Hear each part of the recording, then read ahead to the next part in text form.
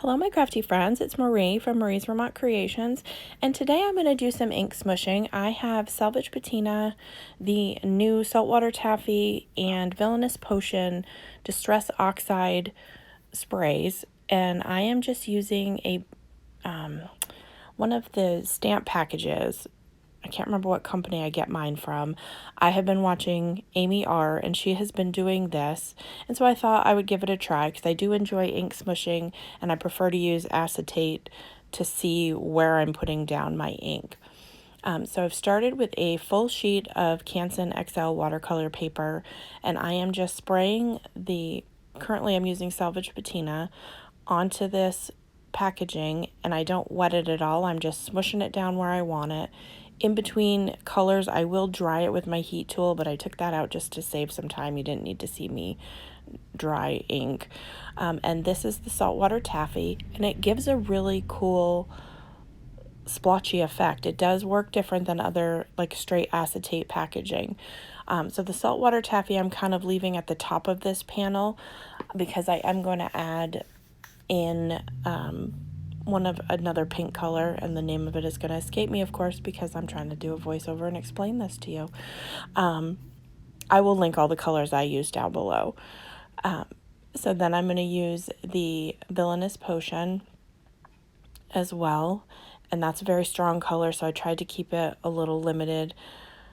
But I'm going to put that everywhere, and in between colors I wipe off this piece of packaging so that I can move on to the next color and not make a hot mess.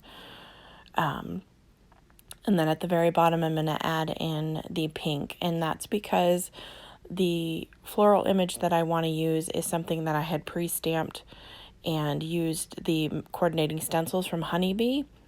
Picked raspberry. That is the color that I'm adding right now onto the bottom half of this sheet. And so I thought that would go well with the colors that I used, because I did use picked raspberry in my floral blooms with this stamp set. So that's why I decided to split them up a little bit. I'm going to save the other half for another project, add it to the stash of backgrounds that I hoard and collect. And so this one, because it's not a spray, I am putting it on there directly from the ink pad, and then I'm spraying it with some water so that I can get some movement with the ink. So then also I'm going to cut this down to be 5 1/4 by 4. So I'll have 2 panels with the picked raspberry, Salvaged Patina, and Villainous Potion. One of those I am going to, in also AmyR style, take a stencil and use some of the Clair gel medium. Words are hard today. I apologize. I thought I had the glossy version of this. I do not. I have a matte version, so I didn't love it as much as I thought I was going to. This is a stencil from the Rabbit Hole Designs, I believe. Right here, some transparent gel. I'm going to put that down.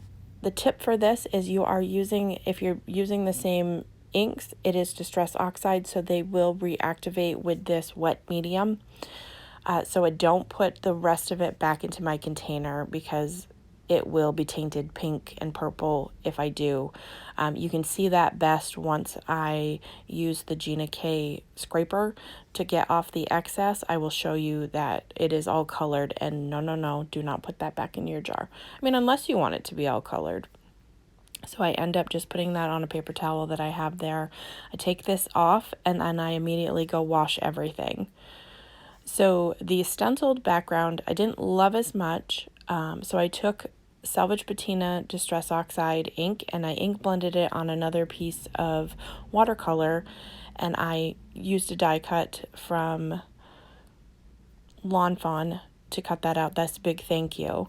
So I'm going to take a piece of vellum and just wrap it around this panel. I just have some double-sided adhesive along the back so I can hold that on. And then I'm going to use my Barely Arts glue and run that thinly over the back of this die cut thank you and adhere that down over the vellum. Then I will take the entire card panel and adhere it to a regular A2 size card. And that will complete that card. And as you can see to the right is that floral vase that is from Honeybee. It is the stamp, and then there's the coordinating stencils. And I did several of this version that you see here for Mother's Day cards for the nursing home where I work, and I had a few extra. So I thought I would create backgrounds to kind of go with that. And the first one, like I said, I didn't love it. So I opted to not, I wasn't going to give it up. I was going to use it for something. So I went with just the simple thank you for that.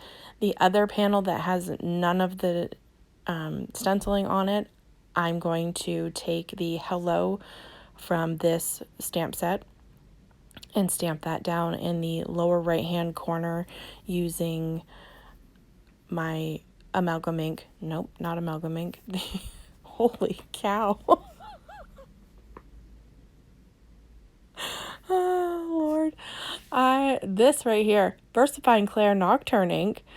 I'm going to stamp it a couple of times just to get a good impression so that you can see that it says hello. And then I just have some double-sided adhesive along the back of this that I'm going to peel off and adhere that down. You could pop it up on foam tape if you wanted some additional dimension on your card. So I'm just going to place that down and then adhere the entire panel using the Barely Arts glue. Straight down. You could embellish these and, add some sparkle to it if you wanted, but I decided to keep them fairly simple. So then I'm going to get this adhered down, and that is going to complete these two projects. I will pull them back in so that you can see both of them completed. So I hope you find inspiration with other crafters and give their ideas a try. If you have any questions or comments, feel free to leave them down below. And as always, I hope that you have a great day.